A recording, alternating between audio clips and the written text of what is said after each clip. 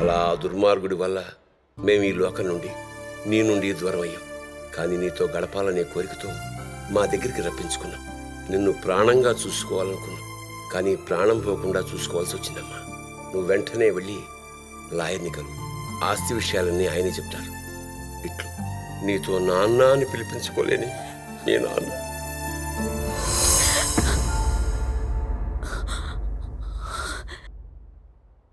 వెంటనే ఇంట్లోంచి మనం బయటపడాలంటే ముందు డోర్స్ ఓపెన్ అవ్వాలి కదా.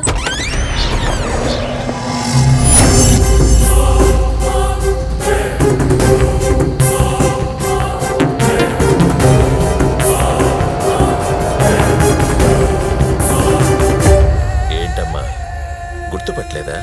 నేనేనమ్మా, మీ బాబాయ్ యోగిని. రైల్వే స్టేషన్లో, బస్ స్టాప్లో, రోడ్డు మీద అన్ని చోట్ల తప్పించుకున్నావు.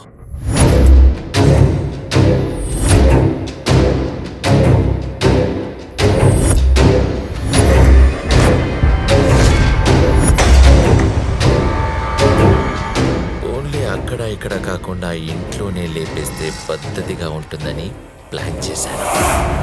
డబ్బాసి చూపించి ఆ నలుగురిని నీతో పాటే ఇక్కడికి పంపించాను.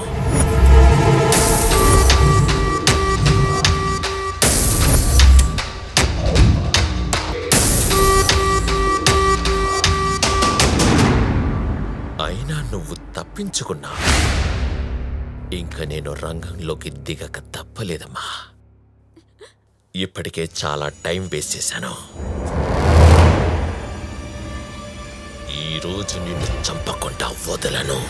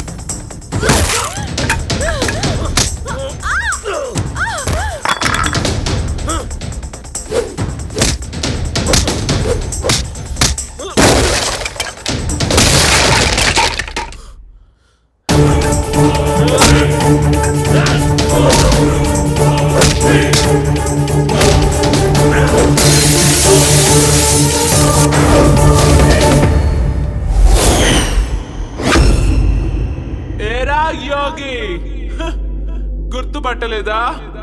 నేన్రా నీ అన్న రామారావుని.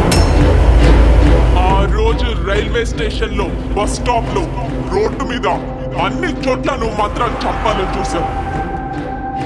ప్రతిసారి నీ నుంచి నా కూతుర్ని కాపాడుకోవాలనుకున్నానే గాని అసలు నిన్నే లేపేస్తే నా కూతురు క్షేమంగా ఉంటుందని ఆలోచించలేకపోయాను.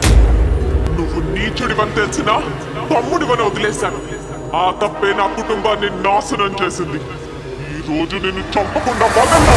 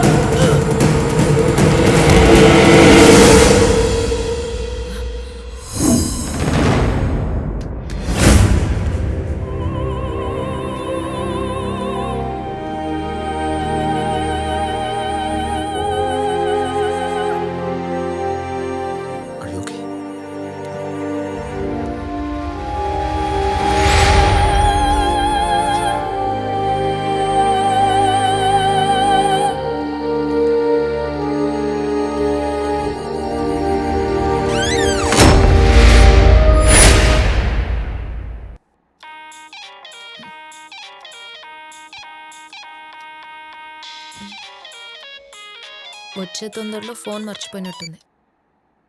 హలో, ఏమైందండి?